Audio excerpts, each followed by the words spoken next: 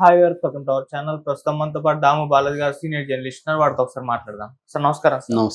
Sir Jaganmohan Reddy గారికి మోదీ గారు shock ఇచ్చినట్టుగా తెలుస్తుంది సార్. జగన్మోహన్ రెడ్డి గారి అక్రమాస్తుల కేసుకు సంబంధించి ఇప్పుడు ఈడీ రంగంలోకి దిగింది.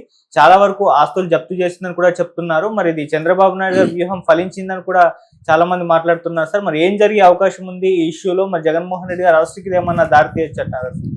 యాక్చువల్ గా జగన్ ఎలక్షన్ టైంలో పద్మవ్యూహంలో ఇరుక్కోవడానికి నేను అభిమన్యుని కాదు, నేను అర్జునుడిని, మీరు కృష్ణుడు అని జనంలో ఆయన స్పీచ్లు పాపులర్ అయిన అప్పట్లో. కానీ ఇప్పుడు చూస్తే చంద్రవ్యూహం, చంద్రబాబు పనిన చంద్రవ్యూహంలో జగన్ ఇరుక్కుంటున్నట్టుగా అనిపిస్తుంది.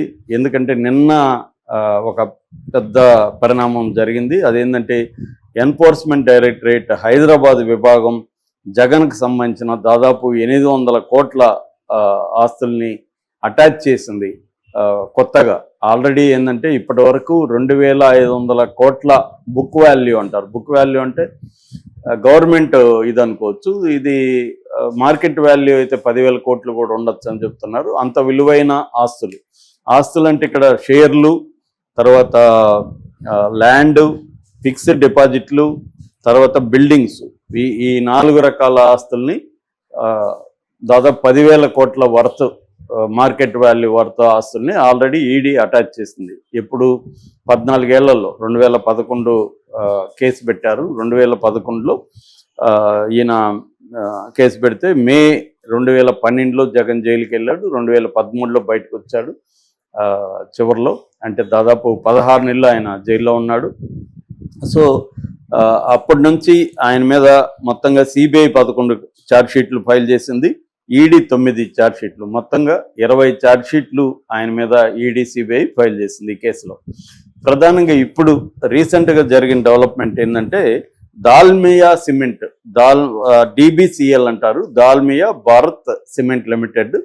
ఈ కంపెనీ జగన్ కంపెనీలలో పెట్టుబడులు పెట్టింది. ఎందుకు పెట్టుబడులు పెట్టింది అంటే జగన్ వాళ్ళ నాన్న ఇన్ఫ్లుయెన్స్ ఉపయోగించుకొని ఈ కంపెనీకి కడపలో దాదాపు 407 హెక్టార్ల మైనింగ్ భూమి లీజుకి ఇచ్చారు. సో తక్కువకి ఇచ్చేశారు. దానికి ప్రతిఫలంగా ఈ కంపెనీ ఏం చేసిందంటే రఘురామ్ సిమెంట్స్ లిమిటెడ్లో దాదాపు 95 కోట్లు ఇన్వెస్ట్ చేసింది. అట్లాగే భారతీ సిమెంట్ దీంట్లో కూడా ఇన్వెస్ట్ చేసింది. అట్లాగే పర్ఫిసియం అనే ఒక ఫ్రెంచ్ కంపెనీకి సంబంధించి 135 కోట్ల ఆర్డర్ని తెప్పించగలిగారు. అందులో 55 కోట్లు జగన్కి హవాలా రూపంలో 2010-2011 మధ్య జగన్కి అందింది అనేది ఈడీ ఆరోపిస్తుంది. అట్లాగే ఇండియా సిమెంట్స్లో శ్రీనివాస్కి సంబంధించి 140 కోట్లు జగన్ ఫర్మ్స్లో, ఇండియా సిమెంట్కి సంబంధించిన శ్రీనివాస్ అనే వ్యక్తి జగన్ ఫర్మ్స్లో 140 కోట్లు ఇన్వెస్ట్ చేశాడు.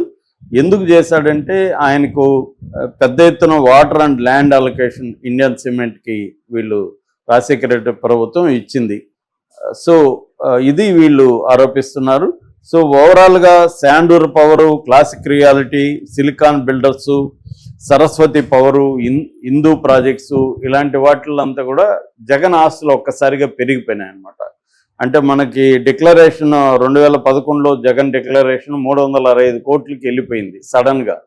ఇంత జంప్ రావడానికి కారణం ఏంటి? జగన్ డిక్లేర్డ్ ఆస్తులు, ఇవి డిక్లేర్డ్ ఆస్తులు ఇంత రావడానికి కారణం ఏంటంటే రాజశేఖర రెడ్డి ప్రభుత్వం కొంతమందికి ల్యాండ్ ప్రొవైడ్ చేయడం, వాటర్ ప్రొవైడ్ చేయడం, మైనింగ్ లీజులకి ఇవ్వడం, ఇలాంటివన్నా చేయడం వల్ల వాళ్ళ నుంచి క్విడ్ ప్రోకో అంటారు. క్విడ్ ప్రోకో అంటే నేను నీకు ఇది చేస్తే నువ్వు నాకు అది చేయాలి. అలాగా ఈయన తన ప్రభుత్వాన్ని ఉపయోగించుకొని ప్రజల ఆస్తుల్ని అక్రమంగా వాళ్ళకి అందించడం ద్వారా వాళ్ళు ఏం చేశారు, లంచం డబ్బులు ఇవ్వాలి కాబట్టి రిటర్న్గా ఆ డబ్బులు ఇవ్వకుండా జగన్ పేరుతో ఉన్న ఈ కంపెనీలు ఏవైతే ఉన్నాయో వాటిలో వాళ్ళు ఇన్వెస్ట్ చేసినట్టుగా చూపించారు. అవన్నీ జగన్ ఆస్తులుగా మారిపోయినాయి. ఇది అక్రమ ఆస్తుల కేసుకు సంబంధించిన ప్రధానమైన, సింపుల్గా చెప్పాలంటే ఇది. సో ఇది ఇప్పుడు గత 14 ఏళ్లుగా నడుస్తుంది. 20 ఛార్జ్షీట్లు వేశారు. ఇప్పుడు ఎందుకు ఈడీ అటాచ్ దాదాపు 800 కోట్లు 14 సంవత్సరాల తర్వాత ఈడీ ఎందుకు అటాచ్ చేసింది అనేది ఇప్పుడు ఒక షాక్ లాగా జగన్కి తగిలినట్టుగా చెప్తున్నారు. అంటే క్లియర్గా మోడీ గ్రీన్ సిగ్నల్ ఇచ్చాడా, అంటే వక్ఫ్ బిల్లుకి చంద్రబాబు సపోర్ట్ చేసేటప్పుడే మోడీతో ఒక ఒప్పందం చేసుకున్నాడు చంద్రబాబుని. అదేంటంటే జగన్ని జైలుకు పంపించడానికి మీరు నాకు కోఆపరేట్ చేసి, జగన్ పొలిటికల్ కెరియర్ని అంతం చేయడానికి మీరు నాకు కోఆపరేట్ చేస్తే నేను మీ బిల్లుకై మద్దతు ఇస్తానని చంద్రబాబు చెప్పాడని నేషనల్ మీడియా, హిందీ మీడియా కూడా ఈ విషయాన్ని హైలైట్ చేసింది. ఇది జగన్ పేరు డైరెక్ట్గా చెప్పలేదు, కానీ కొన్ని రకాల ఒప్పందాలు, ఒకటి అమరావతిని డెవలప్ చేయడానికి ఫండ్స్, వాటికి సహకారం. రెండు, జగన్ని రాజకీయ సమాధి కోసం మోడీ హెల్ప్ కావాలి, ఆ మోడీ హెల్ప్ చేస్తేనే నేను ఈ బిల్లుకి మద్దతు ఇస్తానని చంద్రబాబు కండిషన్ పెట్టాడనేది హిందీ మీడియా కూడా చెప్తుంది. సో అందుకని ఇప్పుడు ఈడీ రంగంలోకి దిగింది, ఈడీ కొత్తగా అటాచ్ చేసింది. దీంతో ఇప్పుడు ఈడీ దూకుడు స్టార్ట్ అయింది. దీనివల్ల జగన్కి ప్రాబ్లం ఏంటంటే ఈ కేసులు త్వరగా మూవ్ అయ్యి కన్విక్షన్ కానీ పడితే మాత్రం జగన్ పొలిటికల్ కెరియర్ ఆల్మోస్ట్ సమాప్తం అయిపోయే అవకాశాలు ఉన్నాయి దాదాపుగా.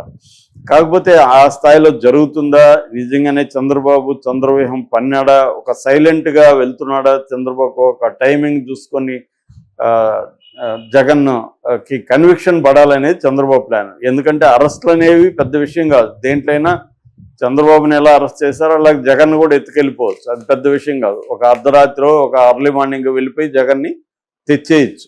తెచ్చేది ఒక, ఎందుకంటే ఆల్రెడీ ఇప్పుడు కేసులు ఉన్నాయి, మద్యం కేసు లేటెస్ట్గా రాజకేశ్ రెడ్డి వాళ్ళని అరెస్ట్ చేయబోతున్నారు. ఈరోజు మిథున్ రెడ్డిని విచారిస్తుంది. సో నిన్న విజయసాయి రెడ్డి వాళ్ళని విచారించారు.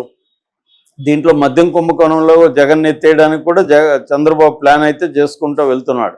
ఎందుకంటే మద్యం కుంభకోణంలో కూడా ఈడీ కానీ ఎంటర్ అయితే పిఎంఎల్ఏ ఎంటర్ అవుతుంది. పిఎంఎల్ఏ అంటే మనం ఆల్రెడీ చెప్పుకున్నాం, prevention of money laundering act 2002లో వచ్చింది. ఇది ఈ చట్ట ప్రకారం బెయిల్ రావడం చాలా కష్టం. మనం ఆల్రెడీ కవిత విషయంలో చూసాము, కేజ్రీవాల్ విషయంలో చూసాము. అది ఇంకా చిన్న కుంభకోణం, అది 100 కోట్ల ముడుపులు అందాయని, ఓవరాల్గా అది 1000 నుంచి 2000 కోట్ల కుంభకోణం అది. కానీ ఇది దాదాపు 1,00,000 కోట్లు అంటున్నారు, నోటికొచ్చిన ఫిగర్ అయితే చెప్తున్నారు. ఏదేమైనా ఇదైతే పెద్ద కుంభకోణం. ఈ పెద్ద కుంభకోణంలో ఈ పిఎంఎల్ఏ చట్టం ప్రకారం జగన్ గాని లోపలేస్తే కనీసం 1 year 2 years జైల్లో ఉండే పరిస్థితి ఉంటుంది. ఈ లోపల ఇంకొక కుంభకోణాన్ని బయటికి తీయచ్చు.